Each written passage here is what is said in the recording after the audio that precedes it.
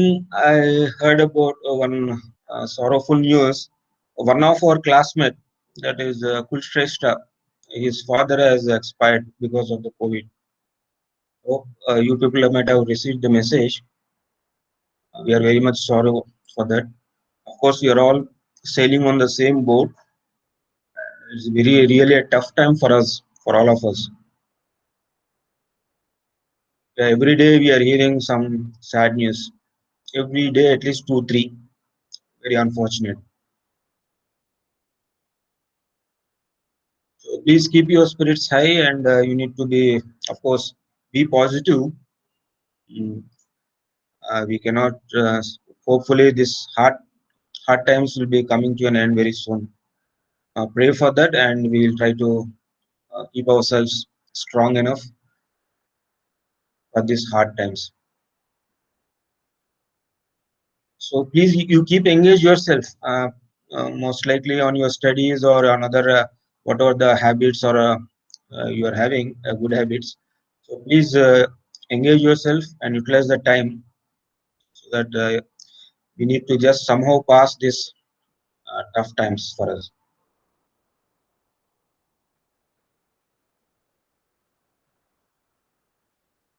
Yeah, yeah. Let me just proceed. Any other queries, please?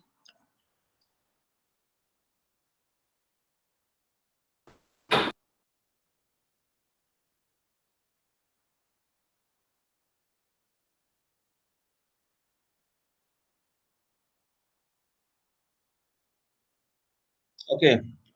If you're not having any queries, let me just open the question paper and in what way have evaluated and as well as what are the solutions for this, the right answers. Let us discuss.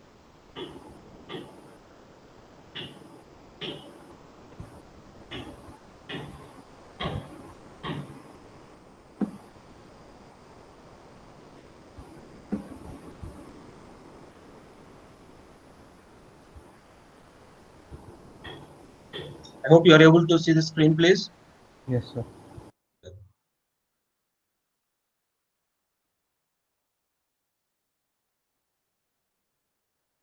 Okay, coming from the first question onwards, list three types of IoT systems and their corresponding applications.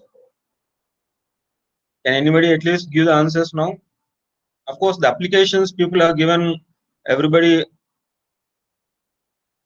almost all around 37, 38 students have given the applications for the first question.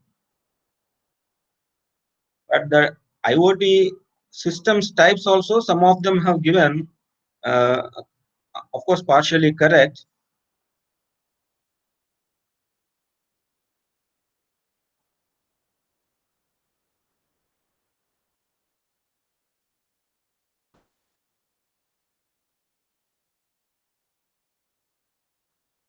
Consumer, enterprise, and industrial IoT systems. Yeah, of course, most of them are given in that direction only. Some say the scientific, industrial, some agriculture, so many other applications they're given. But see, regarding the IoT systems, already I have given to you mostly. If you see in what ways IoT systems can be used, if you can think in that direction, uh, it is not only consumer, industrial, and those things. Uh, can you please tell me, anybody, in what way or what are the different three types of IoT systems corresponding to, Monitoring, okay, the monitoring, controlling? manual, So like is it around like where we use IoT systems? Yes, So applications anyway. I have asked you. So most people written agricultural, scientific, and all such kind of blah blah they have given. There's no wrong in that applications wise. But I am just expecting the categories or the basic classifications. If you see different authors or different papers or different books, you will get different answers for these three types of IoT systems. But broadly, please remember these IoT systems broadly in generic. When I say generic, it is very common. in the sense that you can use IoT systems very at the device level, at the communication system level, and at the data analytics level. Very simple to categorize here. When I say at the device level, so you are using your IoT, Internet of Things, at the device level, at the physical objects level. That is what your devices level is. And moreover, your IoT systems can be used for the communication systems level too, in broad, in generic way. These are, and at the data science or your data analytics or the data processing level. So most likely these are the three different categories. Okay, now coming to the actual point, only one student or one or two students have mostly written this answer. What attributes of a system are required to capture the environment? Here, please look here carefully. What attributes of a system? Attributes means most likely most of them have failed to answer this question correctly. Attributes means, what is the meaning of attributes? General English meaning of an attribute. Properties of a system. Yes, properties or characteristics. So attributes means basically, when you are talking about the system, here the system is referring to your IoT system. So what attributes of a system are required to capture the environment? In brackets, I have given real world system. What do you want? What do you have to capture from the environment?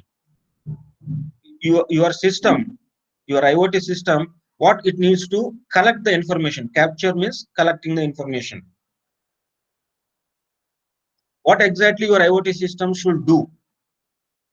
At least try to answer now, please. Here the answer is there in the question only. What attributes, what characteristics, or what properties of a system are required to capture, to collect what? To collect the environment. Can you? What are the important things that you need to collect from the environment? Okay, you take one IoT, one application. You have written one application, agricultural application, or your weather monitoring. What are the things that you are collecting from that weather monitoring or agricultural monitoring or your healthcare or your transportation? What is that you are collecting from that application? Can you tell me? I have given Climatic one. conditions. Analog data. Okay, not analog data, climatic conditions. Suppose weather monitoring you are taking, you are collecting the climatic conditions. So what does it mean? Temperature, humidity. Yes, temperature, humidity, pressure, and the percentage of gases. All these things will come into picture. So now still further narrow down. Further narrow down. What are the things still? You are on the track now. Okay, I'll put the question in another way. If you have to capture a particular physical object information on the computer, what is that you are going to do? Use sensors. We use sensors. Okay, what sensors will do again? Like we collect the dimensions of the object. You are right. Very good, Anurag. You are now coming. See, you are not only dimensions. Suppose now, if I want to represent this mobile phone in the computer, I want to represent this mobile phone. I'm giving the clue here. I want to give this information to the computer, a mobile phone. What information are you going to give this to the computer? Or what information are you going to represent in the computer? In the computer means in the program of your computer, more clearly. It's In the processing. image data. You are in the process and the data. Both the answers have come here now. Carefully listen here. When you want to represent an object in the computer, representing means you are giving some information. So your computer is collecting the information of an object. What information of an object? Simply, if you already all of you have studied about object-oriented programming, if you remember. So what is an object? What does an object contain? In other terms, what is a class? What does a class contain? So what does a class represent? A class represents the properties and the behavior of an object. So the class is going to store the object's information. Class is going to represent the object's information. Similarly, now come to this particular point. What attributes, what characteristics, what properties are to be required for an IoT system to capture the environment? I have almost given the answer for you. From the environment, what is that you are going to capture? Environment means when you put an IoT system in the weather monitoring environment application, or for an agricultural environment application, or for an healthcare environment, or for a transportation environment, what is that you are going to collect? You are going to collect, or your IoT system is going to collect A like composition of a Yes, please come forward. Yes, Bharadwaj, you're right on the track. A composition of a, of the air, like the it means that the properties and that particular behavior. Yes or no? yes sir. I mean, once we get the like we That property, analyze that characteristics, yes, that characteristics and behavior. So basically, you need to give the answer as the state. What is the state of that object, or what is the state of the object present in the environment, and what is the corresponding process or the behavior of the environment? So in the air, you are going to collect the that you are what you are talking about weather. That weather you are talking about what is the humidity, or what is the present humidity at that particular moment, or what is the pressure, what is the what are the different gases present at that particular state or at that particular time. So you need to give this information for your IoT system for a real world. When I say real world means it can be of any kind of application, that means. So you have to give the answer. The attributes are basically resembling, or the attributes are specifying, or the attributes are giving the information about the state of the object that is present in the environment and the behavior of that object of that particular environment. It is simply that nothing but the answer is related to your object's information only. Please remember, what is an object? An object is a real world physical entity. Same in IoT also, all IoT systems, most of the time you are going to use your real world physical entities only. You are going to monitor those real world physical entities, physical world objects. So when you are monitoring that real world physical objects, you are monitoring their attributes, you are monitoring their behaviors, you are monitoring their processes, you are monitoring the data that is corresponding to those objects in the real world. So the answer is here the state and the behavior. If you write the 2 points, two words also, you will get the 2 marks for that. If you are not giving the answer for that, I have deducted 2 marks for that. And so of course, and the second and the next part of the question is also provide various um, devices. So of course, most of the people say sensors, thermistors, actuators, and other set of devices names they have written. Of course, whether you have written with justification or not, but I have given the marks of 3 marks, only excluding 2 marks for this particular.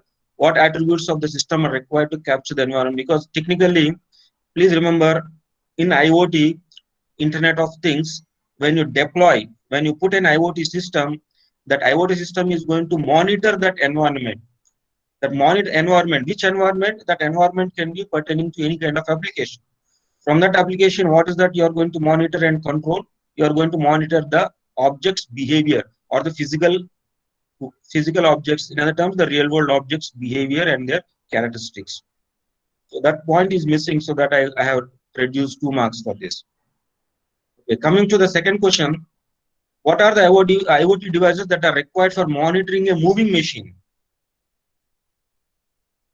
Some blah blah has most of the people have written this answer of a moving machine. Of course, a couple of students are given the tractor. Tractor as a moving machine. Okay, acceptable. Tractor is going to be an acceptable, but in the IoT systems, you are in the subject of IoT and all, so clearly given IoT devices. Can you give me the best example for a moving machine? Anyone? With respect to the IoT systems, a machine is moving. Self-driving cars. Self-driving cars, exactly. Self-driving cars is the one nowadays, a moving machine. Of course, it has got a lot of sensors, lot of actuators. Any other example? Not only self-driving cars. Any other example? Which everybody knows it now nowadays. Smart Mars home rover. devices. Sorry, Smart smart home smart devices, home. sir. Smart home devices are moving machines. No, you deploy the devices in the home, and they are not going to move most of the time. Like fans are like based on this sensor data it moves. So what is that is going to move there? Fan is gonna rotate. Like if the people are there nearby, it will rotate. So moving means there is some kind of a motion. Motion means definitely there is a from one point to another point. Definitely the machine is going to move. In other terms, like your self-driving car. Industrial robots, sir. Very good, exactly. I'm talking about robots. Robots are moving machines. Self-driving cars are moving machines. So in the robots, now tell me what IoT devices are going to be used. So when I'm discussing about the devices and the characteristics of IoT, that is in the syllabus, characteristics and the design of IoT devices, I have given you the notes also, material also. So what are the different types of IoT devices required for a moving machine? Now I have given you a lot of information in this discussion. Can you please tell me? Can you please recollect it? Devices are of how many types or how many ways or how many categories?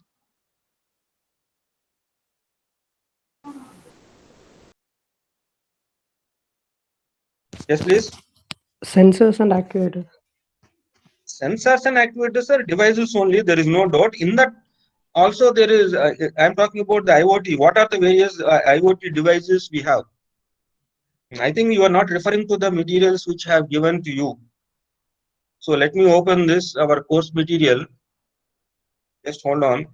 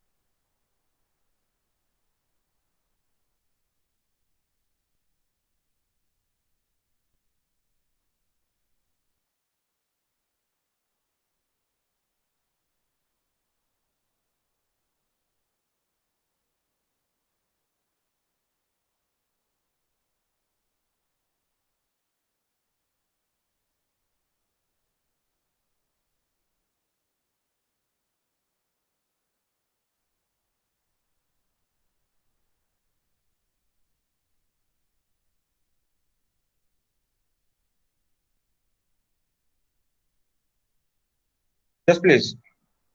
Now see here carefully. Is my screen visible to you? Yes, sir. Yeah. So the device, when I'm talking about this device, I clearly mentioned to you devices and gateways. So devices can be, now please tell me the answer for this. There are two types of devices here, the devices and the gateways. What are to be called as examples for a gateway?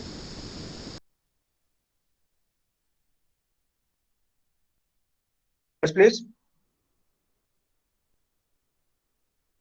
All communication protocols could be. Communication protocols will be there, but devices, this paper I already given to you, machine to machine and IoT technology fundamentals.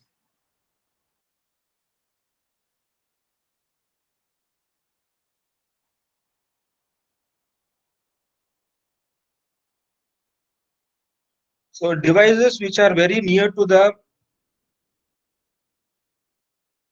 Edge and core. yeah, exactly. Here edge computing. See here carefully the devices and the gateways. So the device management and data management, business processes. This particular material already I given to you from this book only. I have taken the slides. I told you also. So what are the basic devices and what are advanced devices? So what are the basic devices? Basic devices are those devices which are, yes please, Microcontrollers.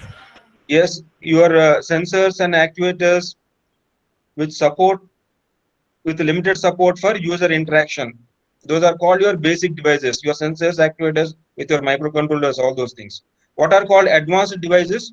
Those devices which have communication capabilities and as well as your which are execution environment which provides processing capabilities, and basically those are gateway devices, those devices which are called as advanced devices as a gateway devices. So these are the two different types of devices here. Now tell me, for a robot or for a self-driving car, what type of devices are going to be used? What type of IoT devices are going to be used? Deployment scenarios for devices. See, please carefully here.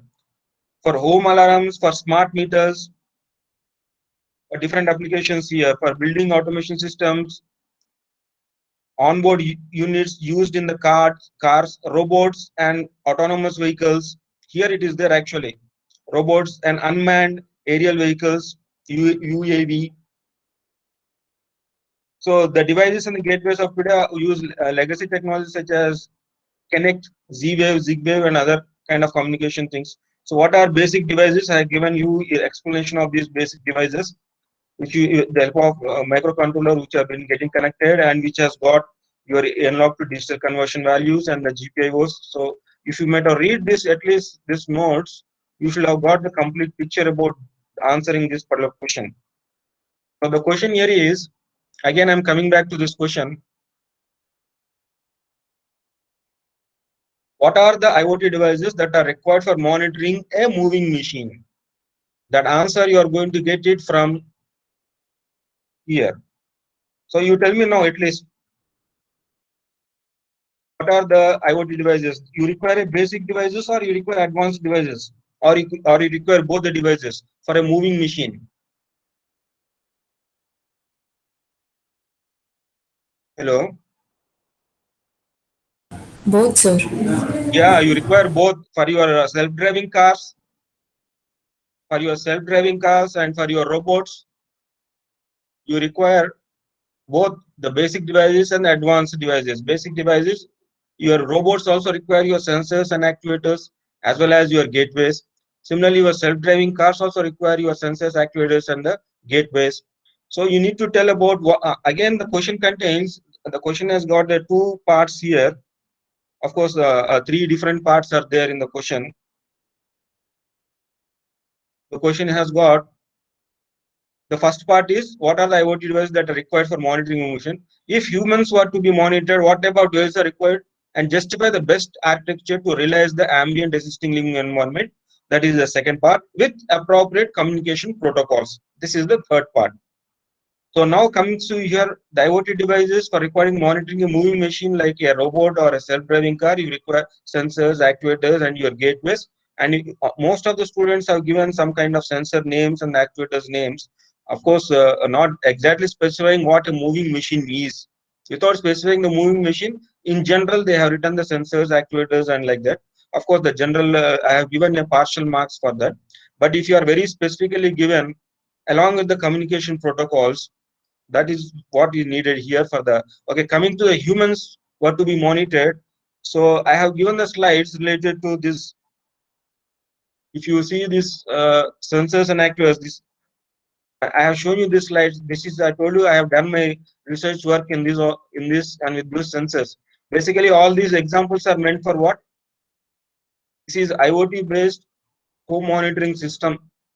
So in the home monitoring system you are going to find out the wireless sensor network based home monitoring system for wellness determination of elderly, for the human people to be monitored, humans to be monitored to determine how well they are able to do their daily activities. So these diagrams are there.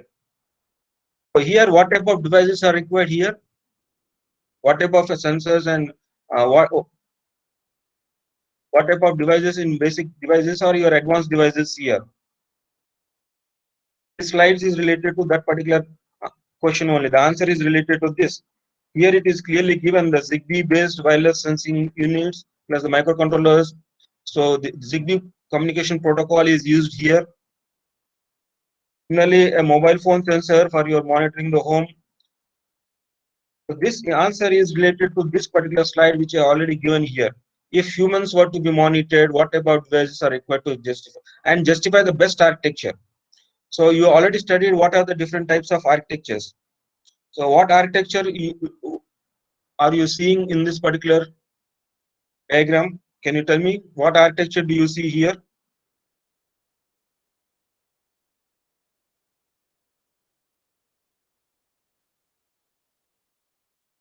Smart home number one, which is connected to the server, and your data is getting passed over through these using these technologies. So what architecture do you see here now? Can anybody tell me? All these devices in the home on the left side are sending some information to a coordinator or to a laptop which is there on the right side. A laptop which is with the Zigbee coordinator, it is collecting the data. So data is being communicated from all these devices to this particular coordinator or to a laptop here. So tell me what type of architecture is this which you have studied here. Of course, let me open the architecture again for you so that you will also get clarity in how to understand these things. So architecture and design principles. Here, if you open the slides,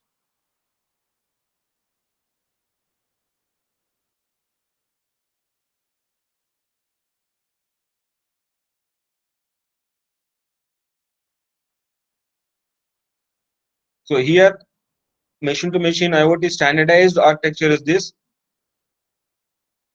You see here, this is the second one, the reference model IoT, and another one. You see, these are three different architectures are there. Now, at least tell me among these three architectures, which architecture is most suitable for this?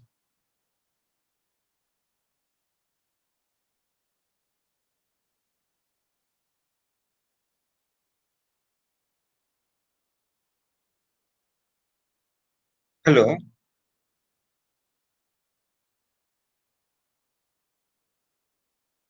So Oracle, sir. Yeah, connected. Yes. Tell me which type of architecture is most suitable for monitoring the humans in the home. That is basically your smart home monitoring. Oracle based architecture or a Cisco based architecture or an IEEE based architecture here. If you see at the low level, all are device levels only, all different devices are collecting the data, washing machine, dishwasher, lighting system, pressure transmitter, coffee maker, guitar. So all these are basically a person living alone in their own home, monitoring their basic usage of these devices. If you look to the Oracle, basically Oracle, can anybody distinguish between these three types of systems? At least in one line. Please remember, okay, the answer for this is Cisco is basically concentrated on the communication system. Oracle is basically concentrated on the database or your data processing systems. IEEE is basically concentrated on the heterogeneous systems where to be collected together. So the most appropriate architecture among these three, what you have studied, is basically your IEEE. So if you see at the bottom layer, you are monitoring the objects, the physical objects, collecting the informations, and you are trying to infer something from that object's usage. So this is what you need to give the second question's answer, please.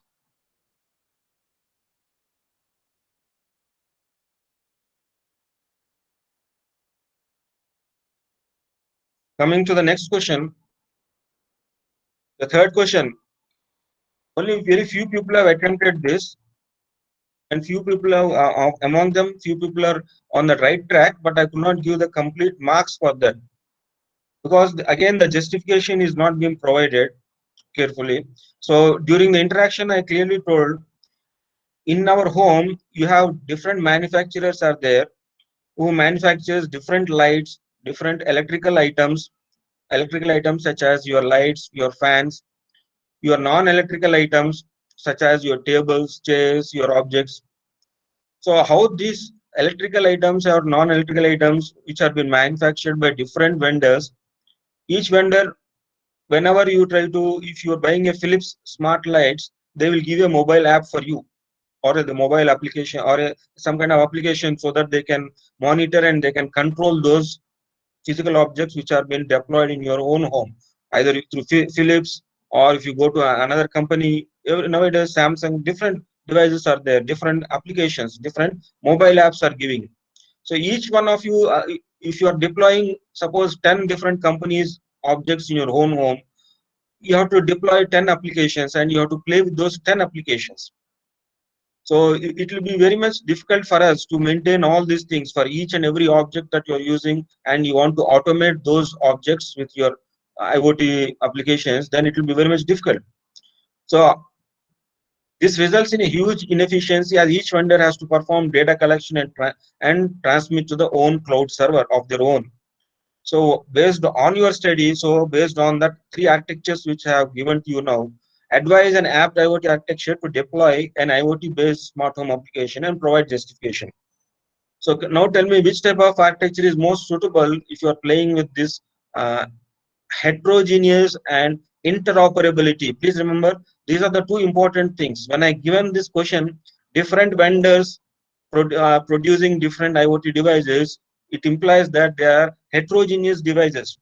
So heterogeneous and interoperability. Interoperability means one device has to coordinate with the other manufacturing device. It is going to be a difficult task. Each manufacturer cannot provide, because there is no standard, those vendors do not have a common connecting points, or either in the software level or at the hardware level, and thereby it will be very difficult for you to have interoperability. So to overcome this interoperability and heterogeneous, what type of architecture is most suitable? If you are talking in terms of this interoperability and heterogeneity of our IoT system in the smart home application, then you got the almost you will get 2 to 3 marks. And if you provide the justification how there can be interoperability and heterogeneity can be solved, you'll get the remaining 2 marks. So those are the 5 marks for this particular question. So most likely you need to give the answer for the third architecture which I have given you, the IEEE. Basically that IEEE is helping us to standardize and make all the vendors to follow a common hardware connecting points and as well as the software connecting points, so that their APIs and the hardware units can easily interact and have the interoperability, and heterogeneity can be permitted and they can be used for our smart home applications. So if you write something around in this direction, then definitely you'll get the 5 marks. Now coming to the fourth question, some of you have most of the people are able to do this, the program. Some of you are given the answer with only one potentiometer. Here I clearly mentioned in the question about 2 potentiometers, please. So two potentiometers, your A0 and A1 has to be given. Some of you have given a different pin number for the servo motor with respect to the diagram and the program. In the program, the pin number is different, and in the diagram, the pin number is different. The screen prints which you are given. And some people are not given, of course, I just mentioned A0, A1, they are not, they have used only A0. So for them, all these, the partial marks are only given either 2 or 3 depending on the logic. And some people see the shaft without knowing what is a servo motor, they have written the program. So that is, of course, you need to understand what those devices are also. So of course, I'm not expecting everybody to go through each and every physical objects, but you need to have a little idea here. So if you see in the diagram here, something which is moving from left to right and right to left, what is that arm? ARM. Arm is called as, anybody? Can anybody give the answer, please?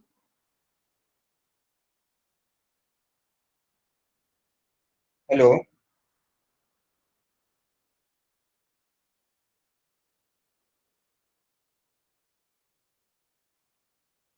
When the motor is rotating, what is that which is rotating on the motor? Okay, let me open the program and show you again.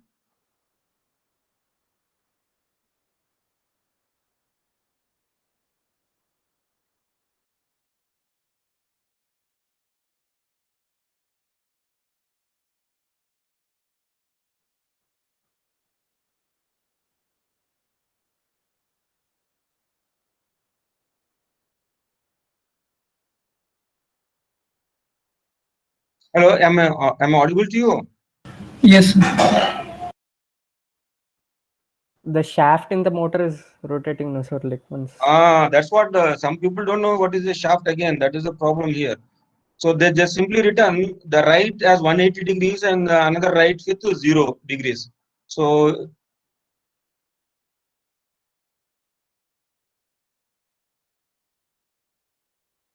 when you write only 180 degrees and write 0 degrees without rotating the shaft, the motor will not run at all. You are simply changing the logic because you are writing the program on the software and the software is running on your laptop. That doesn't mean that you are controlling the motor and motor behavior is realized. Motor behavior is not realized, please. Motor behavior is realized only when you write the program correctly.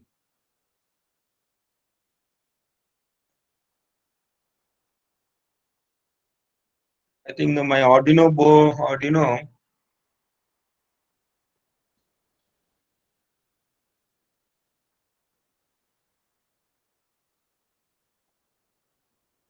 where I might have deleted while installing some other programs. So the Arduino, on the Arduino simulator, you see something which is rotating from left to right and right to left, from 0 to 180 and 180 to 0 basically is called as your shaft.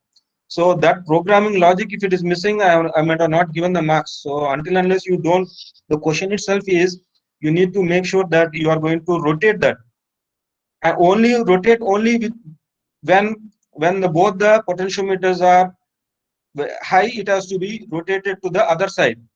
That's what the question is clearly. So if you see the question here, so when two potentiometers readings are high, it means your A0 and A1, when you move them, scroll towards up, that is in the high stage, that is moving towards your 5 volts, then only the shaft of the servo motor turns from 0 to 180. That's how you have to write the program. That is what the requirement is. Otherwise, for any other conditions, the shaft will be at 0 degrees. It will not be rotating. It will be just sitting idle. So for this you need to write the program. If you are not doing this particular logic properly, then you will not get the complete marks here. Okay, coming to the fifth question. Very important question, fifth question. Most of the people, I told clearly why we use the resistor 220 ohms. Can anybody tell me the answer for this? If you have attended the interaction class, then you will get it. So only Rupesh and another two persons have given that answers correctly. Rupesh and I could not remember the other two persons. Okay, so please tell me why we use the resistor 220 ohms very commonly and very generally. Can anybody give me the answer, please?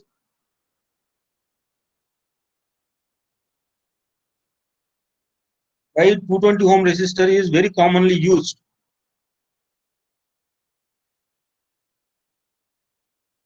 I think you forgot, or you might have not recollected. Okay, let me give the answer first, and I'll come back why 220 ohms is mostly used.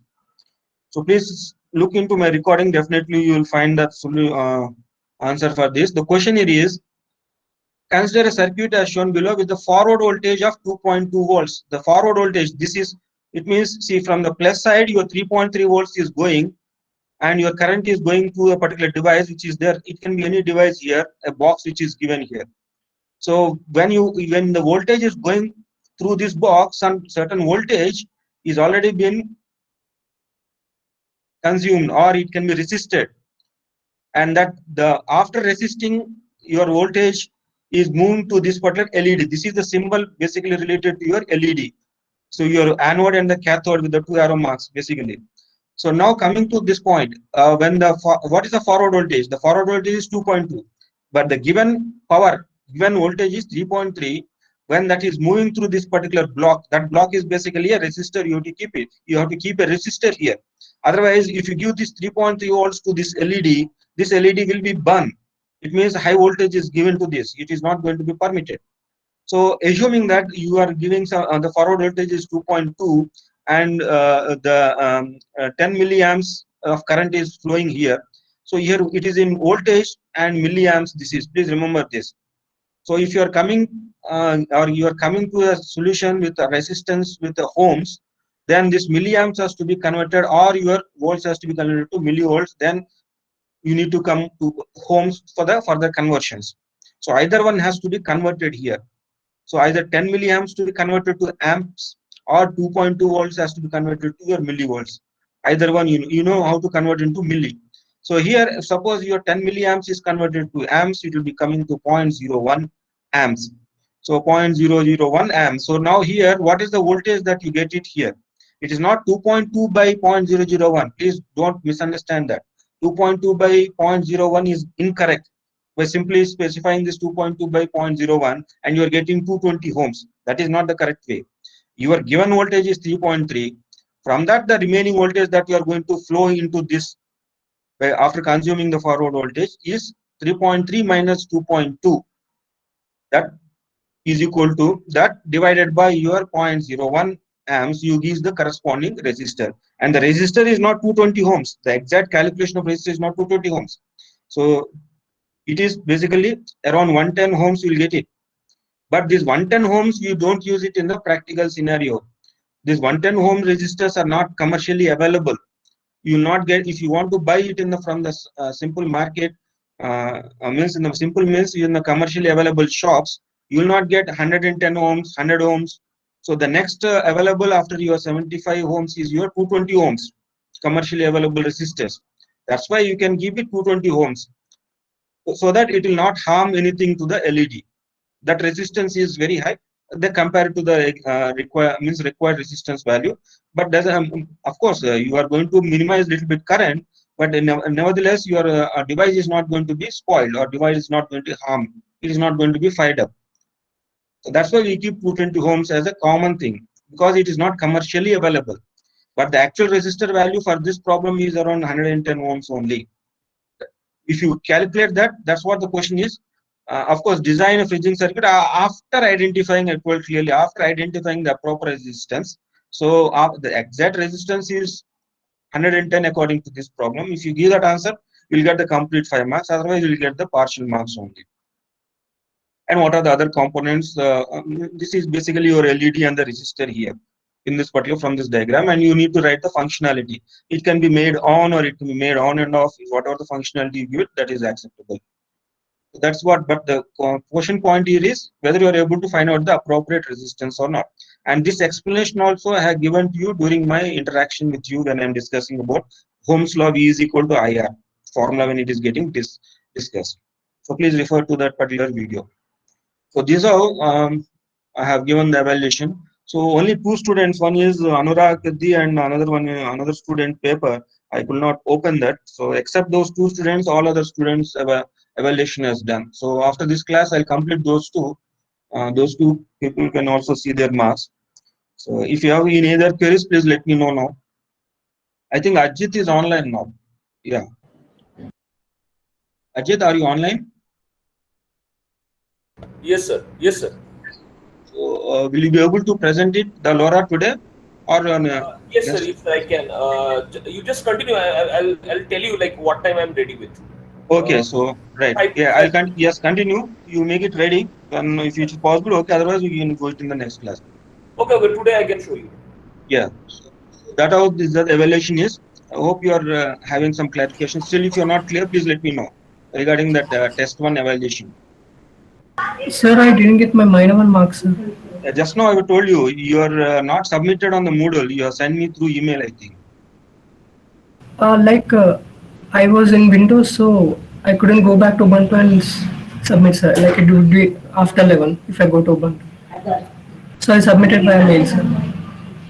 Sorry, I cannot get to Windows or Ubuntu doesn't make any difference for Moodle to submit your assignment, Like submit your solution. I need to open, sir. That's why I submitted via mail, sir. Okay, that's what I will correct it after this presentation is over. Okay, sir. Yours and only another student, only two are remaining for me. Others have completed it. Okay, sir. If you see the marks of how the students have got it, just I will show you once here.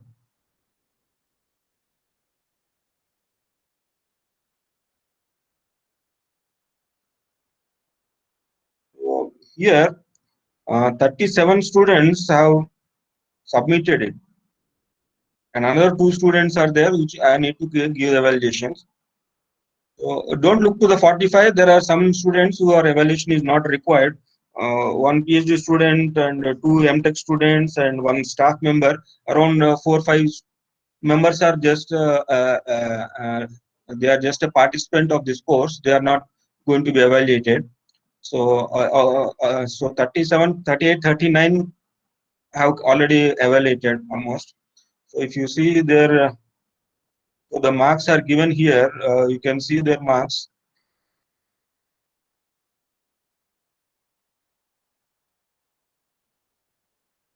So please submit your assignment 1 and assignment 2 on time so that our evaluation will be completed.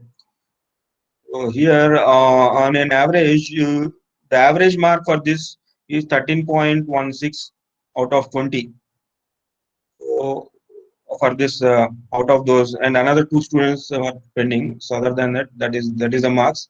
So if any queries are there, please send me the mail. I will try to respond. If you cannot talk to me over this session, no worries. You can send me the mail and you can clarify it. I'll respond to you as quickly as possible. Sir, can you explain again?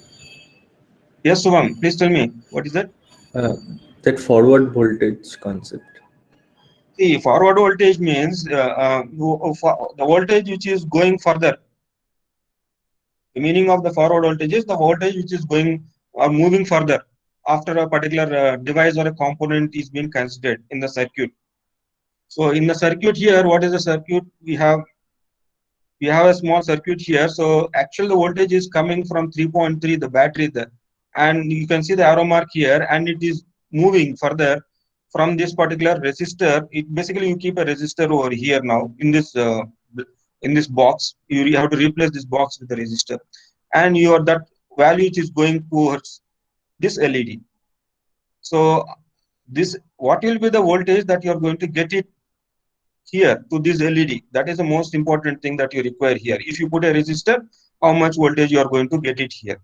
So based on that, plus the current flowing in that LED, you get the corresponding resistor value here, so that you can resist that particular voltage that need not be sent to the LED.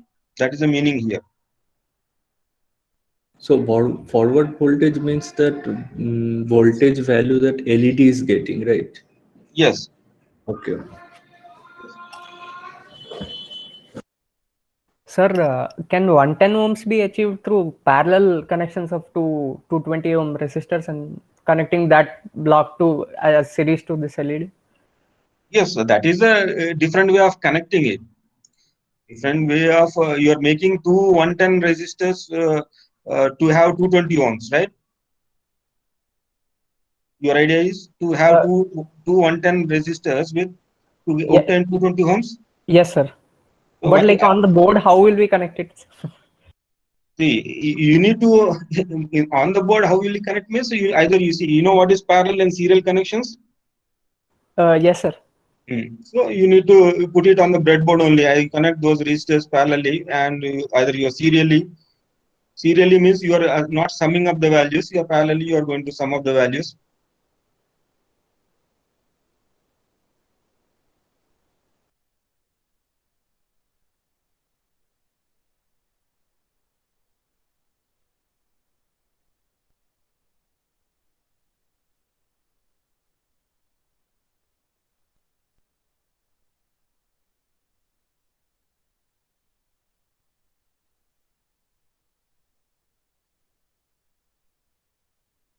Yeah. So now, last class we have seen about the constraint application protocol, and I hope you are able to access the Raspberry Pis. Are you able to get the accessing to the Raspberry Pis? So please make sure that you are going to submit your assignment so that the marks will be considered for that.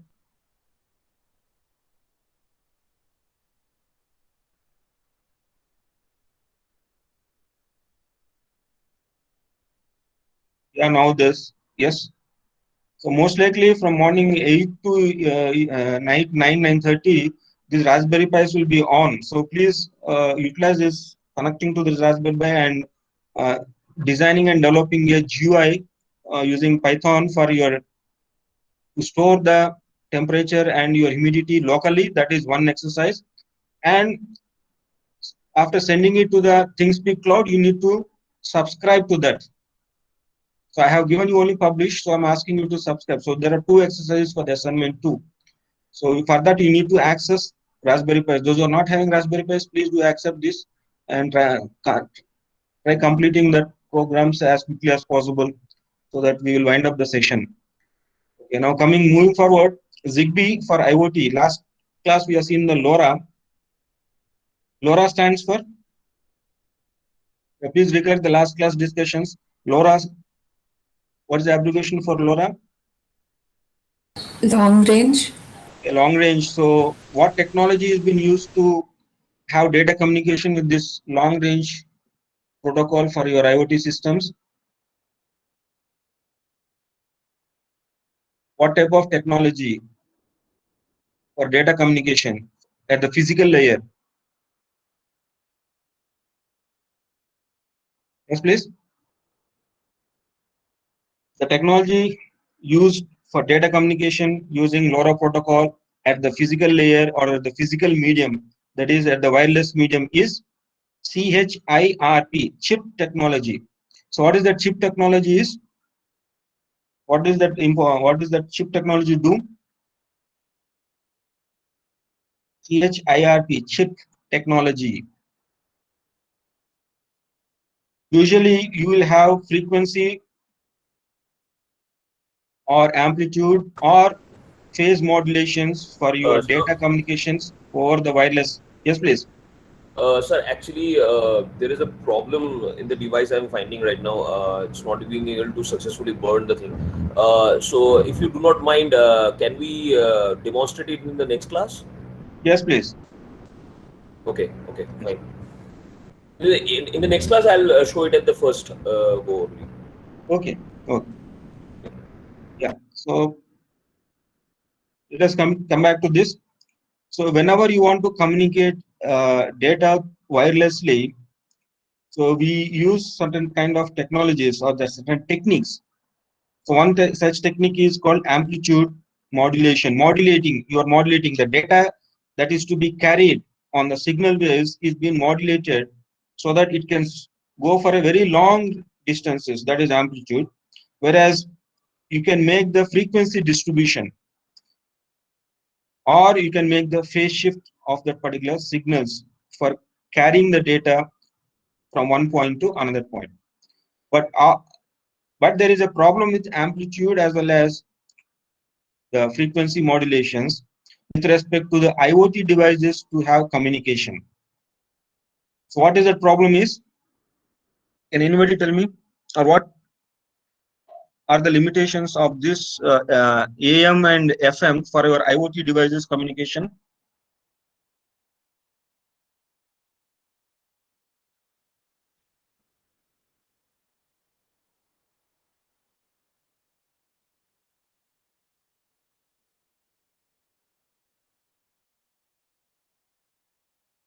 Yes, please.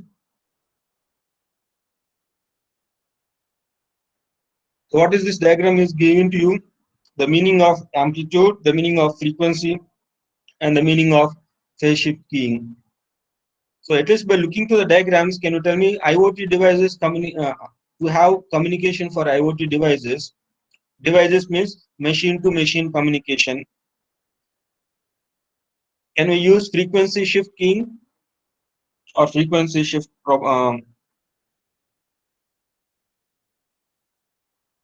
communication and networking? Have you not heard about this amplitude and frequency shifts, amplitude and frequency changes? No idea. Okay, this is a signal. Basically, all these are signals only, signals of different characteristics. So if you see the first diagram, a signal basically which is having an amplitude of 3 here. If you see on the left side where my cursor is, that amplitude is being changed to 1.5 or less than 2 here on the right side of the first figure. Now that when the amplitude is changed, your signal can be carried, your data can be carried for a very long distances.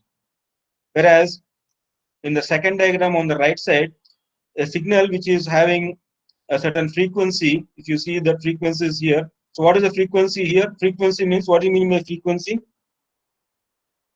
Number of cycles per second. So within that time period, so if you take the x-axis as certain time period, so within a small duration of the time period, how many cycles are going to be formed, that determines the frequency here. So here, these frequencies are being increased here on the right side of the figure. Thereby, you are changing the frequency values here. Frequency, there is a change in the frequencies. When you come to the third diagram, which is on the bottom diagram, a signal which is being propagating or carrying the data from one point to another point. Now there is a phase shift. There is an angle differences. There is an angle difference with respect to the time period here. So that is another way of changing the data. Whereas if you look to the LoRa technology, so if you take a certain time period, so within that specific time window, you can call it as a window or you can call it as a certain time duration. So within that same time duration, you are going to either increase the frequencies or you can decrease it. So if you look to the bottom diagram, there is for every time window or a window duration here, there is an increase in the frequencies. So there is an upward increase in the frequencies. So this upward increase in the frequencies are happening because so that for every window, for every window there is an increase in the frequencies and they are going to decrease, and thereby you are going to propagate the data for a more long range distances for the devices to communicate easily. So this is what this is a chip technology. Basically, it is a sinusoidal signal. A signal, basically, it is a sinusoidal signal. You know what is the difference between a sine signal and a cosine signal? So this is a sinusoidal signal. You are seeing that it is a sine signal which has been passing through your origin, your 0 point here, where your frequency either it can increase or decrease over a time, over a particular period of time, over a particular time window. Within that same time window, you can either increase or decrease, often with polynomial expression for the relationship between the time and the frequency. So this is a chip technology which has been followed in the LoRa technology to transmit data. So this is a transmission of the data. So here, if you see here, the signals which are carrying your data, which is your message, is encoded on the chip signals here, either by increasing or decreasing depending on the data that is to be transmitted here. So why this LoRa technology has come into picture is, if you see, there are various IoT protocols. You have Wi-Fi protocol, you have a Bluetooth protocol, you have a Zigbee protocol, you have narrowband IoT protocols. They can be called as protocols, they can be called as standards, they can be called as communication technologies. All three means the same. Please remember here. So you also have a LoRa technology, you have a LoRa protocol here. Basically, these protocols of your IoT communication protocols, some of them are used for very short range communications, some of them are used for long range communications or wide area networks. But depending on the application requirements, you have to use differing protocols here. And sometimes you may have to use more data rate with a short range, or more data rates should be there for a long range. Like this, depending on the application requirements, you have to use different types of protocols here. So if you see here what is the data rates and what is the communications range in here, you'll get this diagram. Again, I have taken from that book only what I'm referring to. So you can see that book and you can get it back to that. So we have, in this process, we are discussing, of course, in the last couple of weeks back, we have seen a ZigBee protocol. Again, I'm going to come back to that ZigBee protocol. We are seeing for a LoRa now. So this LoRa, you can use for a long range communication between a device to device. So those devices or your end nodes can be there along with the concentrators, which are, or a gateways, which are very farther away. So your gateways and your end nodes or your sensing systems or your sensors are very far distance in terms of few kilometers. So something like if you want to keep a IoT system in a campus of our university networks, so definitely most of the time, because our campus is for ranging in terms of kilometers, and you want to deploy sensing systems to monitor the environment or monitoring any type of device or any type of objects in the campus, then you can prefer for a long range monitoring system such as LoRa. So that's what your LoRa is there. Now coming to, if you are going to monitor only very short range, such as in your own home, if you are monitoring different physical objects in your own home means within few meters, so within one room to another room. So can you tell me which type of protocol we need to use here if you are going to deploy in your own home or in your hospital or within your compound of your house or your some workshop or something like that? Zigbee Very or Bluetooth? yes, sorry, yes please. Bluetooth or Zigbee? Yes, either you can go for Bluetooth or you can go for Zigbee. But there is also Wi-Fi is also there. Most of the time in your home, you are using your Wi-Fi network. You are connecting your TV, television, or your devices, means your music systems, or your mobile phones, or your laptops. So within your home, so what is the range within your home? Within a room, it will be basically 10 meters. So 10 meters distance, if you are having devices to be communicated, you can go for Wi-Fi. Wi-Fi with what will be the data rate? If you might have seen in your Wi-Fi, sometimes nowadays the latest technology is in gigabits per second, but of course the 5G and the 4G also is very. This is 5G and 4G are for very long distances between the cities, but within the home you are going to use your Wi-Fi with 100 megabits per second data rates from one device to another device. But why we don't use Wi-Fi? Why Zigbee is used, or why Z-Wave or Bluetooth low energies are going to be used? Bluetooth and Bluetooth low energy. There are two different variants of Bluetooths are there here. So each protocol has got certain kinds of pros and cons, or you can call it as certain limitations for certain applications. So choosing a communication protocol for an IoT system is a very important task. Please remember, so that effective data communication can happen and data processing can happen properly here. So different applications use different types of communication protocols. Please do remember that particular point. So one such protocol we have seen LoRa, which can be used for a few kilometers for data communication to happen between one device to another device. So data can be transmitted. So now in that process, we are now discussing another protocol called as Zigbee protocol. So let me open the material which I have already shared to you.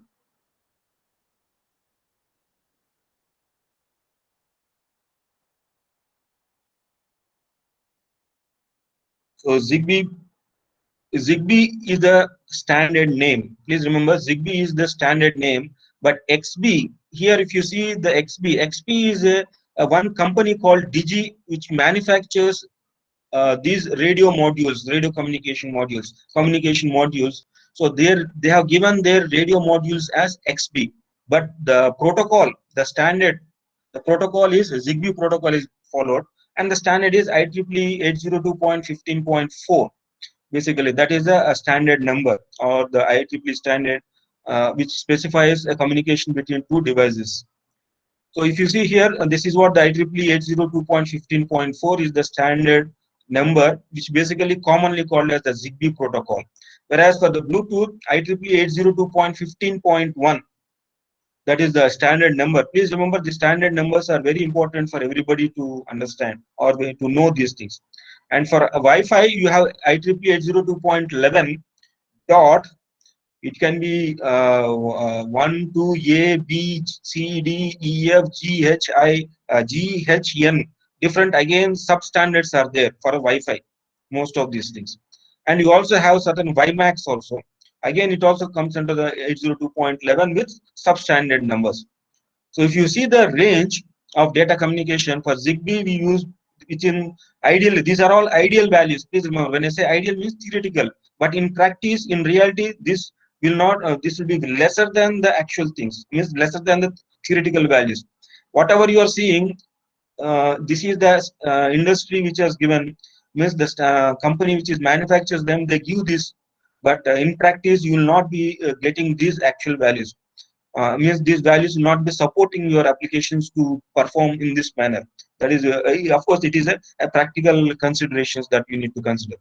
So Bluetooth, basically within a single room, you will have 10 meters. Of course, ZigBee gives you 100 meters within a house of first floor or second floor or ground floor, something like this. Of course, the Wi-Fi, ideally it can go for 5 kilometers, but it will be less than 1 kilometer only. WiMAX, it is a wide area networks. You can go for 15 kilometers. So now you see the data rates here: 250 kilobits per second, 1 megabits per second, up to 450 megabits per second, here 75 megabits per second. And the bandwidth, the frequency at which they all work is on the ISM industry, scientific and medical purposes. So it is under 2.4 gigahertz frequencies. So the network topology, of course, this you can see the ZigBee supports something called as mesh topology. This mesh topology is very much reliable, highly reliable. Reliable means data is going to not be lost. Data is going to be highly reliable from the sending to the receiving. You are 99.9% the data is going to be received. So data is not going to be lost during the transmission process. But when you use the other topologies, the star or peer-to-peer, they have certain problems here. Reliability is a very big question mark for these kinds of data transmissions when multiple data transmissions are happening in the same environment or in the same region at which the data transmission is taking place. So these are some of the differences you need to make an clarity on this. So XBee is a wireless communication device. That's what I was telling to you. XBee is the name of the device. So those devices are basically looks like this on the diagram. These are called XBee devices. So basically these XBee devices, they follow ZigBee protocol. That is the name of the protocol, ZigBee. So ZigBee is a specification for a suite of high-level communications using small, low-power digital radios. So based on the IEEE 802.15.4, please remember this is a standard number, and there's a 2003 it has been prepared and the specification is being made for us. So basically those are the standard for wireless personal area networks for short range radios. That's what you're seeing. So basically radio frequency 2.4 gigahertz.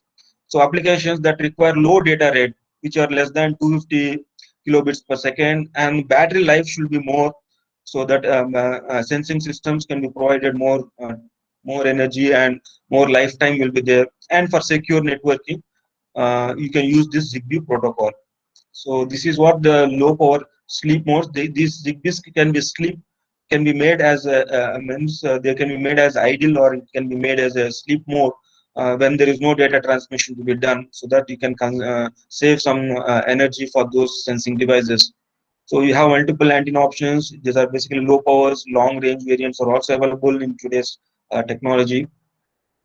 And if you look to the other features of this XBee, you see this XBee operates at 3.3 volts and 50 milliamps of current is being consumed for every data transmission that happens here. So some ZigBee pins can be set as an analog. So you can use those ZigBees to send analog as well as digital data. So this radio communication module can send the data very efficiently to transmit analog and digital. So the number of pins are up to 7 channels of analog input, 9 channels of digital, and 2 channels of pulse width modulation for your data to be transmitted. So if you see this one diagram which I'm referring, already this sensing system is there. So here If you see on the left side of the figure, you can have a temperature sensor, you can have a humidity sensor, you can have a light intensity sensor, and if suppose this system is connected to another coordinator or to another device, it can be associated. So you can make it as a sleep or an on mode for this LED, which indicates whether it is sleeping or whether it is in an on mode for transmission. So here there is a Zigbee chip series number 2. There are different types of series, different manufacturer gives for you for different types of applications. So on the right side of the figure, you have a temperature sensor, you have a potentiometer, and you have 3 LEDs. Very simple circuit here, which we can use XB to send the temperature and to get the potentiometer settings. So that just for your understanding how these things can work. So this is just a fabricated, we can just fabricate at our own home. So here the base station will be connected to a computer where the real-time measured data can be visualized. So the same example which I have shown you some of the slides where in the previous when I'm discussing that home monitoring system. So that home monitoring system, there are various sensing devices. Let me open the figure for you, those devices, and we'll get a little bit more idea.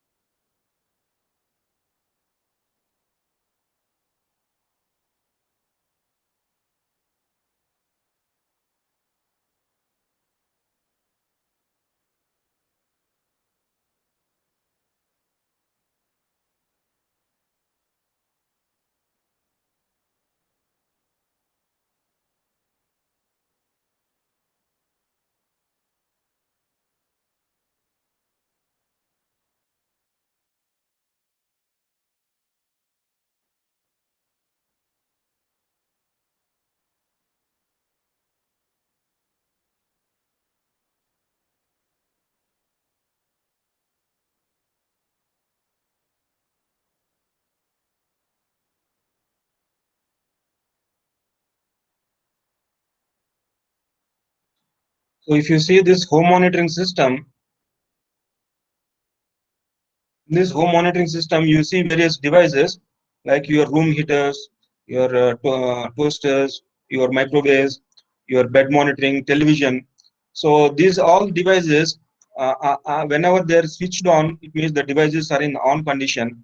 And when the switch on and off conditions are being collected onto your coordinator. This is coordinator which is connected to your laptop. You can see out of the laptop which has been having a Zigbee, which is collecting the data basically the objects usage, the objects which are in the daily usage of that person who is living alone in their own home, like sewing machine, or when the person is using the couch, or when the person is using the chair or the bed. So we put some devices here. This is basically our own sensing system device. So basically these are nothing but the principle behind that is this one only basically.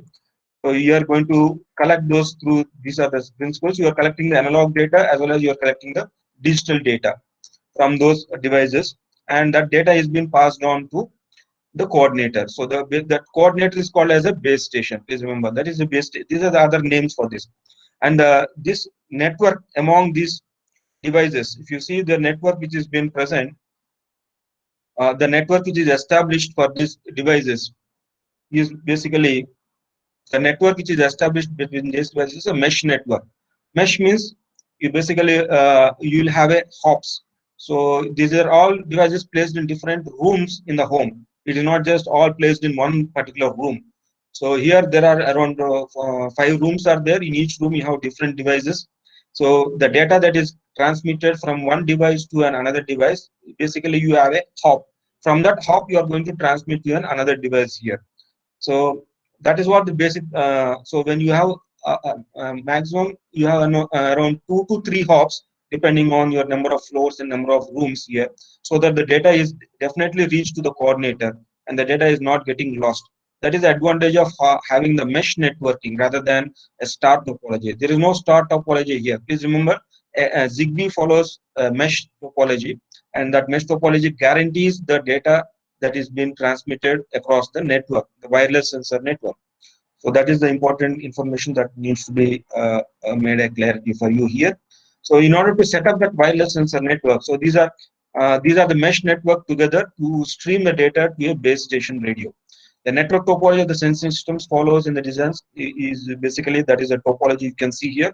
So basically in wireless sensor networks, you can have star topology, you can have tree topology, and you can have a mesh topology. So you can see the mesh topology here. So there are a number of hops in between the devices that needs to be communicated. Thereby that guarantees the data to be reached to the destination, that is the coordinator. The blue color labeled the dots here is basically the coordinator, or you can call it as a base station. So the data can be sent from very far place, from a corner of the room to another corner where your coordinator is placed in the home. So here this is the topology that needs to be followed in the ZigBee, that is the mesh topology. So how do you set up the wireless sensor networks? So the setting up the wireless sensor networks is basically, you can see this diagram. Basically, this is a computer. That's what you call it as a laptop. You have different sensor nodes, and all those sensor nodes are connecting to this base station, or called as coordinator, where this coordinator is connected to a laptop. So that's what you can see it in this diagram. All these sensing devices are connected to a coordinator, which is shown on the laptop, which is connected to this particular system here. So these are how you are collecting the information from various devices or from various sensing systems. So that's the this is the meaning of this, the network topology of the systems, which is being followed here. So how do you set up that wireless sensor network? So you have a software called to set up that, you have a software called XCTU. So X stands for your XB, a configuration tool utility. That is what your XCTU is. So this is basically a software. Let me just show you the software, how it looks like. It will help you to burn the software. So this is how the XCTU is going to look. It is there on my desktop. Just I'm showing you here. So it is manufactured from the DG company. So this is how your XCTU software is going to look. Of course, this, since though no radio modules are connected, that's why this is just simply showing nothing here at this moment. But I have shown you a demo. When you connect a radio module to this with the coordinator, you start receiving the data here. So data is going to be shown, or data is going to be seen in what form? Can anybody tell me? When I have shown that the demo to you, data is been stored, or data.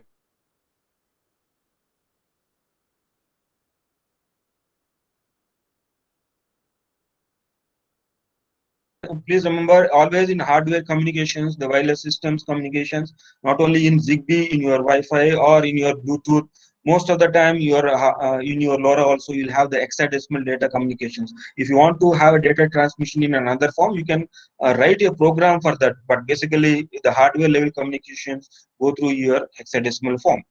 So this is the architecture that we are seeing here. And if you see, this is one example which shows you how this network setup, or the topology has been structured here, or the topology has been prepared for your wireless sensor network.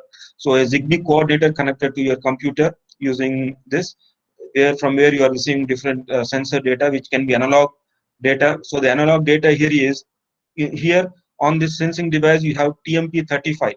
TMP35 is an analog sensor. Please remember that, analog temperature sensor.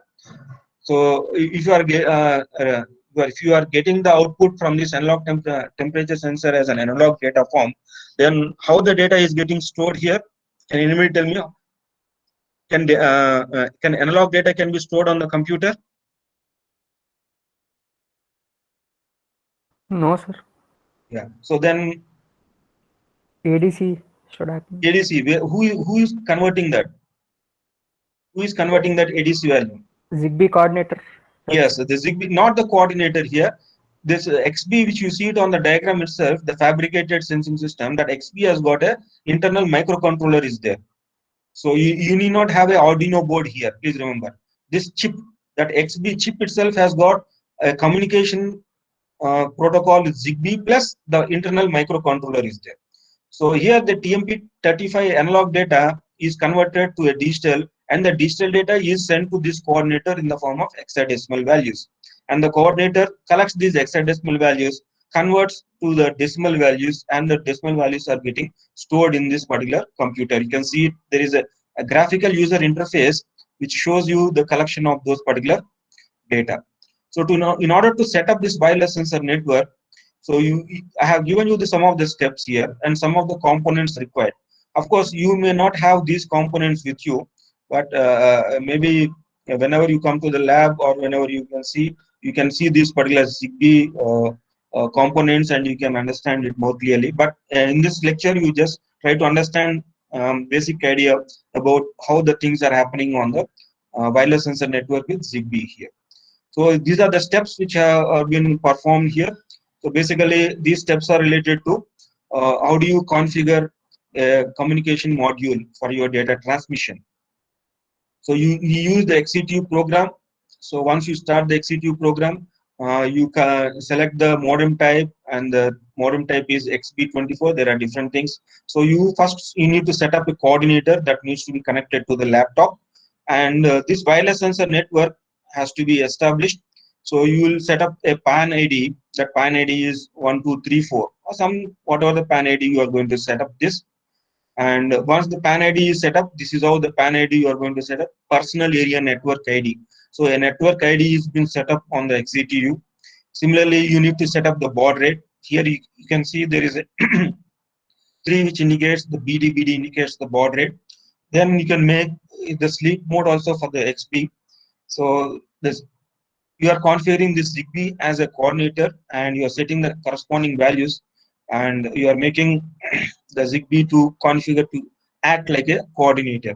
So once you set up these values, you can plug out from this ZigBee, and you can put it onto the real hardware device, and you can configure the sensor module now. The sensor module is another XB which is connected to your sensor. So that sensor also, again, you need to connect. You have to set the baud rate. You have to set the sampling rate at which the samples are to be transmitted to the coordinator. So once you set up these values to the XCTU of the sensing node, so like this, you are because you are setting up this XP on the sensor, you need to have how many pins are being used here in this diagram. How many here? This XP has got basically 20 pins. Among these 20 pins, what are the sensors we are using here? That sensors which need to be connected to this XP. One sensor is the TMP35. TMP35, because the TMP35 gives you the analog data. So here the ZigBee pin, one particular pin has to be configured as ADC pin. So there is another sensor here, another device which is a potentiometer. So this potentiometer is again giving you the analog values. So another potentiometer which is connected to this XB, which is also configured as an ADC. That's what the ZigBee, the XB device which is connected to the sensing system is configured, is given the values here. So the values are, what are the values that have been specified? So 2 analog and 1 digital. So 2 analog AD0, you can say 2, and the 4 number which says the digital value here. What is the digital value which is being used or which is to be considered in this sensing device? The digital value here is basically need to that digital value will be helpful for you to glow the LED either to on or off. So that's why there are 3 devices here on this board. One is the TMP35, one is the potentiometer, other is your LED. So among these 3, 2 are analog devices or the analog sensors which give the analog output. Again, that analog output given as an input to the XB, that becomes as a digital value, because internally there is a microcontroller which converts your analog to digital and transmit the packet, transmit the data here.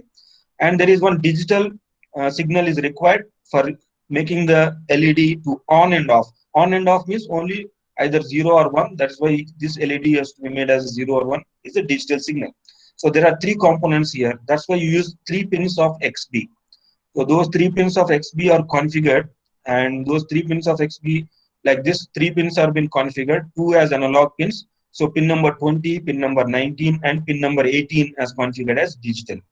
And also this XB, which has been given the network ID, something like the wireless network personal area network, so that all those devices communicate in the same wireless sensor network with the same network ID, that is as 1234.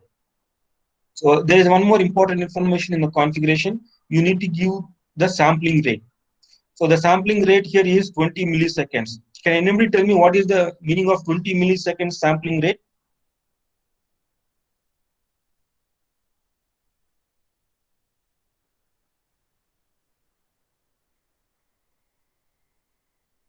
Yes, please. From 20 the minutes. analog, from the analog data, every 20 milliseconds we take one reading. From the analog data. See here, it is not exactly from the analog data. See, this is a device. Okay, I will put the question in another way. The question here is, you can see this diagram again. Okay, this is the right side of the figure is one sensing device. How frequently you have to send the data to the coordinator? How frequently? Frequency of data transmission. So what data has to be transmitted here? The data is, one is your environmental temperature, the other is potentiometer reading, and you can have a LED to be on and off. So how frequently you have to send the data? How frequently you have to collect the environmental temperature?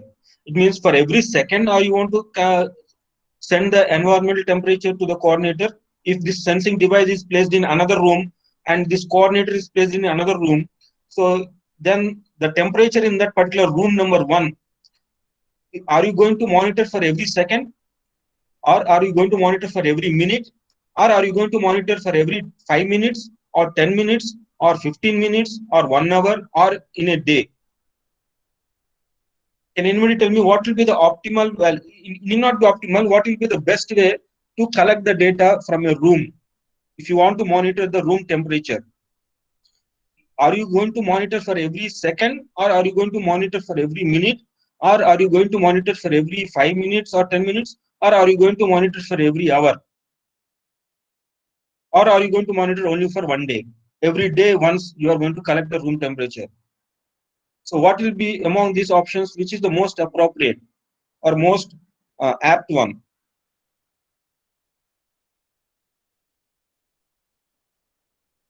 Sir, we can collect on request also, no, sir? Like, Yes, you can collect on request also. That is also another option. Yes.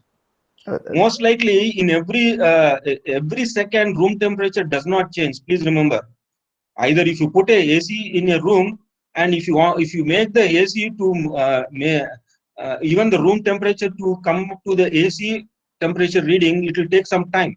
Please remember, temperature in a room cannot be instantaneously, means instantly you cannot change it from 20 degrees to 10 degrees or from 20 degrees to 40 degrees. Please remember, temperature in a room will change slowly.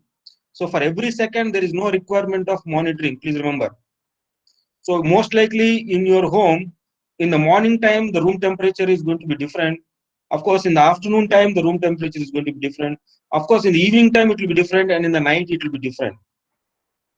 So you can monitor for every minute also, you need not monitor room temperatures. Please remember it.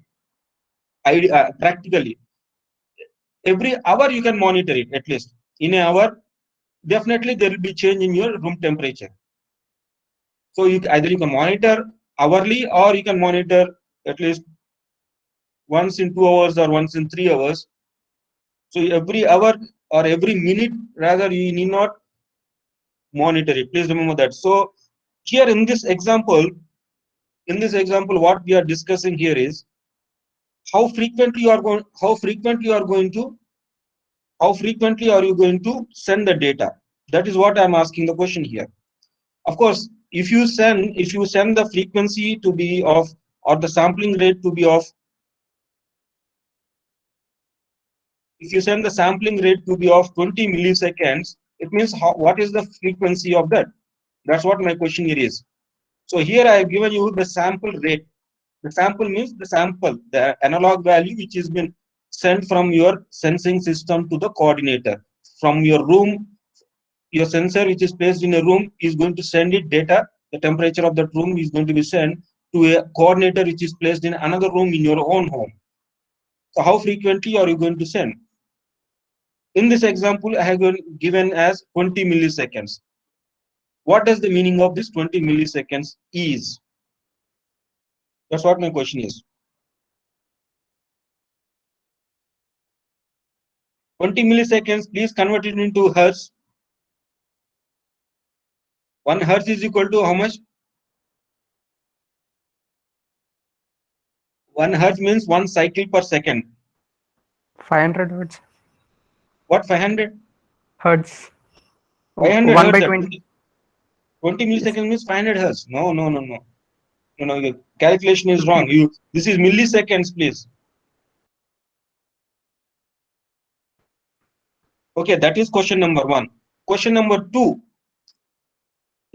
20 milliseconds, that's what I am telling it, but practically I have given 14 here. If you see it in the diagram, there is 14. So what does this 14 indicates? What is that number 14 is indicating? I am telling that this 14 is indicating 20 milliseconds. But what is that 14 is actually? 14 is basically an hexadecimal value which is equivalent to what? 14 in hexadecimal is equal to dash in decimal. 20, sir. Yeah, that's what I'm telling here. The answer is only 20 milliseconds, that is. So 20 milliseconds is equal to dash hertz. Another next question. 50 hertz. Yeah, not 500. So 50 hertz. What is meant by 50 here? 50 hertz means? What is the meaning of 50 hertz? 50 cycles per second. Yes or no? Yes, sir.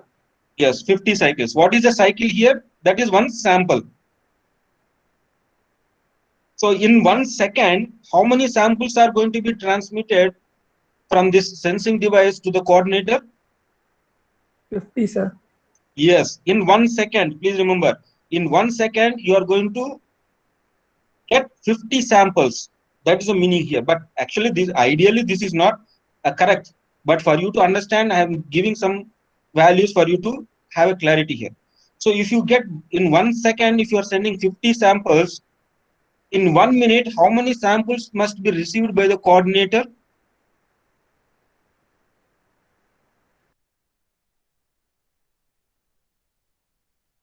Yes, please. This is communication, your networking principles only. I'm not teaching any new thing here. These are all your computer networks course only, or you made a communication course which you have studied. I will put the question in another way. For every second, you are sending 50 samples. 50 samples means 50 times the temperature of the room.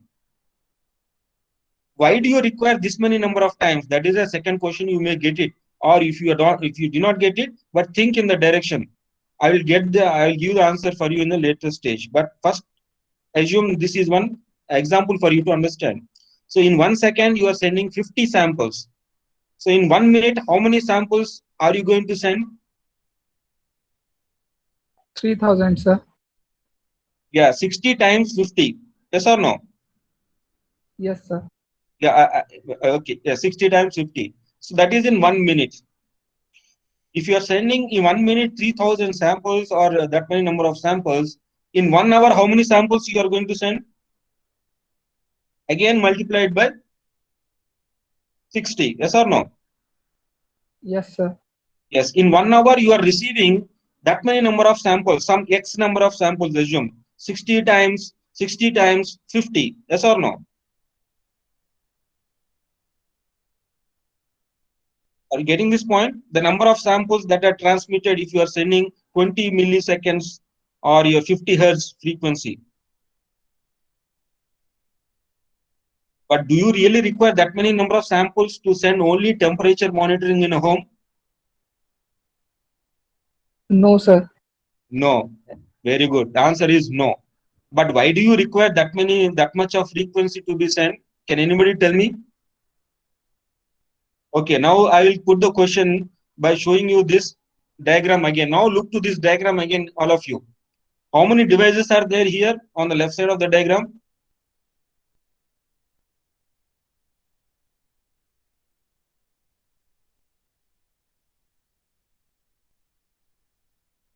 You have a room heater. Room heater is connected with a black box here. That is one sensor which is connected to the room heater. That is one device.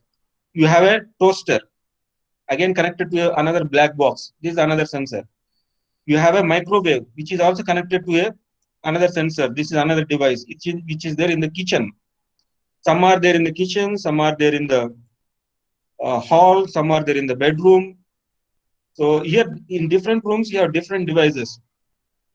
Now tell me the answer. Do you understand why that much of frequency is required to send data from each device with that many number of samples?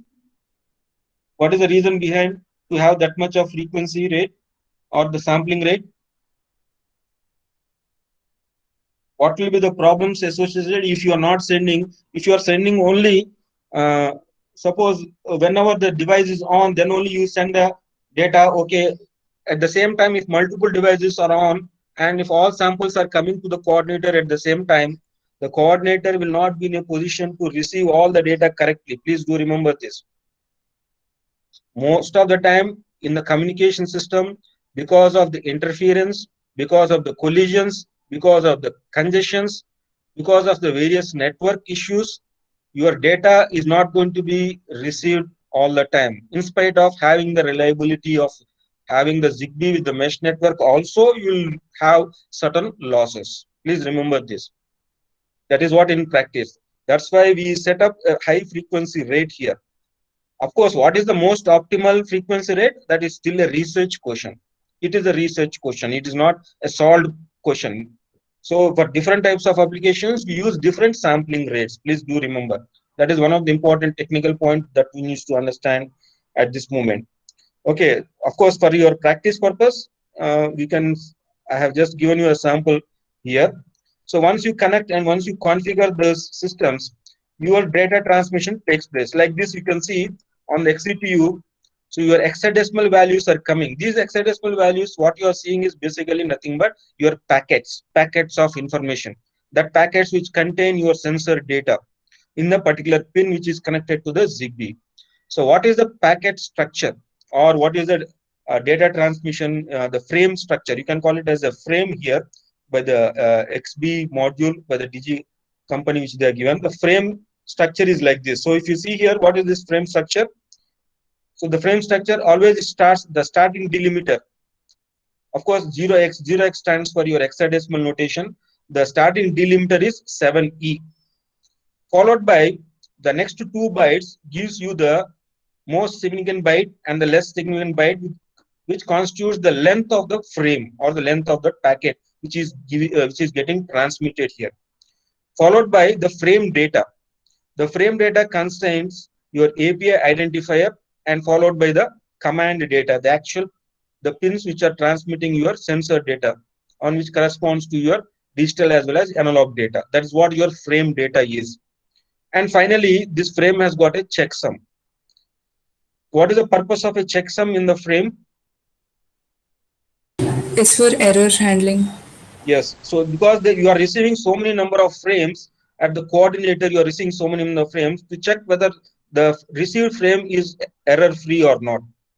So here the starting delimiter is 7E. You can see the cursor here. So of course there are continuous packets here. That's why there is no distinction between a packet to another packet. It is a continuous way. Continuously you are receiving so many packets here. But to understand this, you need to understand that delimiter is the person, that is a person, or that particular identifier is most useful for you to designate or to understand which is the starting of the frame and which is the ending of the frame. So here, if you see here carefully in this, 7E is the starting delimiter, followed by the next 2 bytes, 0, 0 and 16 gives you the length of the bytes, followed by your actual, this is what I'm showing you here, 7E, 0, 0, 16, 92, 0, 0, 13, A2, 0, 0, 40, 7C, 60, 2B, 06, 1E, 01, 01, 00, 14, 03, 00, 00, until you see another 7E. So up to FA. FA is the checksum here basically. So from this 7E to FA is one particular frame. You can call it as a packet also here. Since this is at the data link layer, this is called as a frame here, of course. So now this is the entire frame containing the entire data. So here you cannot understand Basically, this is at the low level. Here you cannot understand what is the sensor value of the temperature, what is the potentiometer, and from which sensing device. If you have multiple devices at home, in this you cannot understand, but you can extract the information from these frames, from these packets. How do you extract the frame information?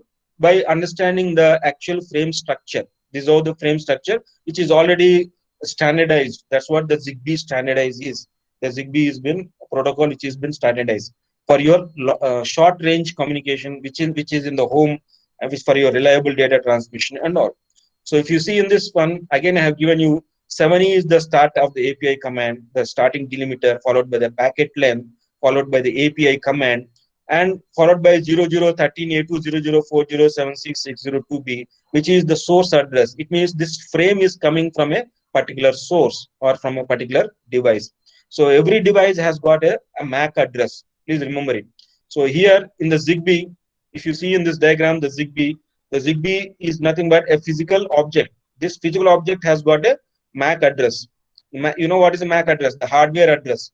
So every ZigBee has got an hardware address. That is what your MAC address, the real hardware address. So from this ZigBee, you are going to get certain kind of data. That's what you are going to understand here. So that's what the payload. Before the payload, you get the source address from which particular ZigBee are you receiving. So the actual payload contains the information about the pin number 18, pin number 19, pin number 20. So there are 3 devices which are connected to your XBee. That is, one is your TMP35, the temperature sensor, which is connected to the pin number 20, pin number 19, which is your potentiometer, and pin number 18, which is connected to your digital input and output for your LED. So this how, and finally the checksum. So entire frame contains, these are the constituents of this particular frame. Please remember, the ZigBee contains hex values. ZigBee packets contain the hex values. Number of bytes received by coordinate depends on the number of channels. This is the number of channels, means on each pin you are connecting to a different type of sensor. That's what is called as a different channel here. So that meaning of the each command, I have given you what is start of API command, what is the command length, what is the command body, what is the checksum is going to do. So all this information is there. When you do practically, you will understand this. Of course, this itself can be made as a 1 semester course. But anyway, this is just a case study which we are giving for you to understand. This itself is a wireless sensor networks course. In there, you can understand the entire things. So if you are doing it in a practical way. So once you extract that information, you can prepare your GUI, and that GUI, graphical user interface. Of course, this GUI is written in C#. Almost, I have written this almost 12 years back now. So almost in 2011, 2010, 2011, this program is written. So you can see the temperature sensor and the potentiometer values and how the COM port settings have been done here. And you can send the digital input and output signals by making on and off. So like this, one user interface can be developed here. So this user interface can be run on your laptop or your on your mobile phone also. So at that time, and if you want to practice on the ZigBees, how do you send the commands? You can send it through your XCTUs. So that's what sample examples are given here. Please go through these examples which are given in this material. And if you have any doubts, you please let me know. Then I can help you in understanding with some of these examples. And those people who are interested in developing the GUIs using Visual Studio, that is C#, that is in 2010-11, I have used this software. So that's what the screen prints I have given here very long back. But nowadays, C# is not being used. You can use Python. That is most people are preferring it. So you can develop a Python program. Already one of the students who have done a short-term training at our institution has developed the Python program. So I think the program is there with Srinivas Raju, the PhD research scholar. I'll ask him to share the program to you all. So that program, I'll run it and show it to you. One day we'll see that demo. So of course, these are all the steps related to C# program, how to design and develop the GUI. It is just for your informative purpose only. It is not there in your syllabus, nor I will ask any questions on this. Just for an example purpose, I have just shared these particular slides to you. And how do you write in the C# program? The programming code also is given to you. That will give you idea how to develop it using the Python. It will give you some kind of basics for you to develop this GUI. So that's what just a small example. So what are the practical issues? Please remember, these are some of the practical issues. The problems associated with the ZigBee is also been given here. So Please go through it. I will get back to you. That's what the sampling rate which you have been shown. Of course, this is a very high sampling rate. That is a little bit drawback only. That is what the problems involve, the practical issues. So we will see it more other communication protocols. So as of now, 2 units are completed, and we are already entered into the 3rd unit of GUI development. So we are already halfway mark over. Syllabus is almost 60% of the syllabus is over. So yeah, please go through the material, and if you have any doubts on this, you can ask me. But please, I think you are not referring to the materials, you are just listening to the classes. So please, that will not suffix you much. So please, I request you, and please submit your assignments, and you can complete the activities as quickly as possible. Any queries, please? Next class, we will see the LoRa practical things that Arjit, he said he will share with us. Otherwise, I will show all the demos. I will put up in one particular day, and let us complete those things, the demos. But Sir, for practicals, you could just complete the Raspberry Pi, whatever the assignment is given. That is the only practicals that we are planning to do in this semester for you. Yes, please. Yes, Pranav. sir, the GUI application means you are expecting a graphical window or a terminal-based application is fine. Graphical window. Graphics means you need to have a text boxes. You need to have a button. You need to plot the census values that you have read. Okay. So let me give you some clues. In Python, you have something called Tinker. Yes, sir. You need not use Tinker, but if you want any other things, you can use it. So very simple, a simple GUI. How to read this temperature, humidity when you click the button, and how do you plot it? That's it. That basic thing is required for anybody. And how to store it from how to store into the MySQL database, and how do you pictorially show it on the screen when you want to show it in the diagrammatic form. Already the sensor data is now it is available. You just go to this one of this TCP and you start collecting the data. Already your data is being collected there. I already given you the serial port data, how it is being collected, a Python program to run this one. DHT sensor which is there in this particular address, you can just run the Raspberry Pi using one of these TCP. You can run the Raspberry Pi and get the temperature and humidity. Once you get the temperature and humidity, that is only showing you on the screen, but it is not getting stored. So first assignment is to store that values in the MySQL. In that assignment, after storing that in the MySQL, that is phpMyAdmin, how to store it using the MySQL, you know it. After that, you just prepare a GUI, graphical user interface, for whatever the values you have stored. You can show it on the window. Something, a graphical user interface is something like this. Just now I have shown one diagram here.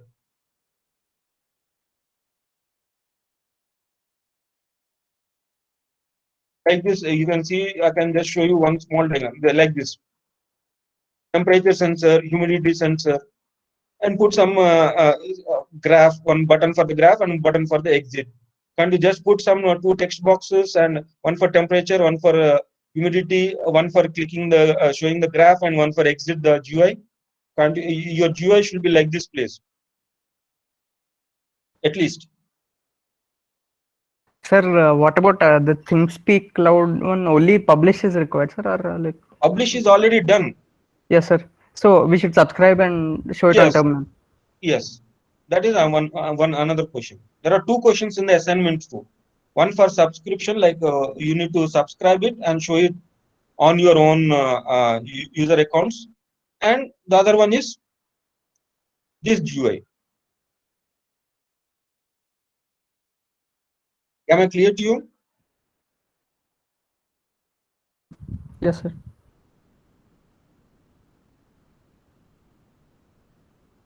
Pranav, just one small request. Are you free on Saturday or Sunday?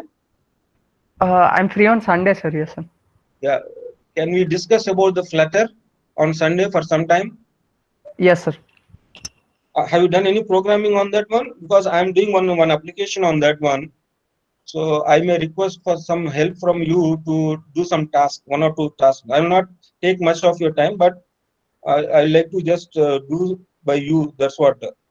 Is it okay for you? Yes, sir. No, it is not compulsory. Don't misunderstand me. The sir is asking and I have to, it's not like that. If you are busy, that's not a problem. No, sir, I'm free, sir. Yeah, we'll just, you hear what is the problem you hear, then you decide, and it's not compulsory also. And I'm not thinking a negative also. It's up to you, your interest, because you have your own courses and you have other assignments and other things. So that we'll discuss it on Sunday. You let me know when you're free. You just ping me up, okay, on Sunday. Okay, I'll sir. connect. Right. Anyone else, please? Any other queries?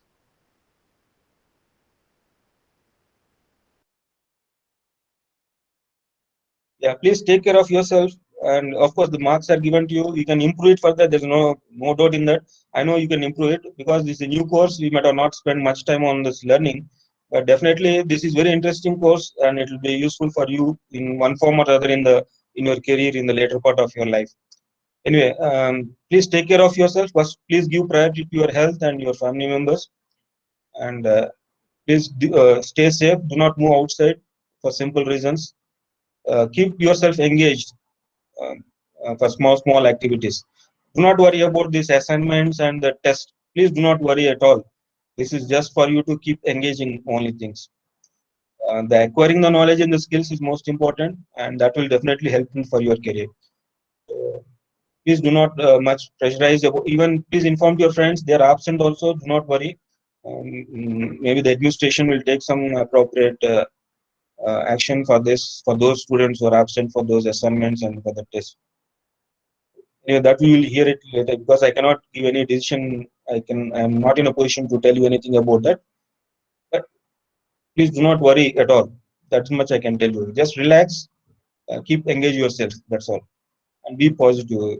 We have to somehow complete these hard times for us. Really, very hard. Even for me also very hard. For you also, everybody is very hard in the hardships only. So really, very painful situation for everybody. Please take care of yourself. Okay. Any other queries, please? So for today, I will just stop presenting. Again, we'll meet on Tuesday.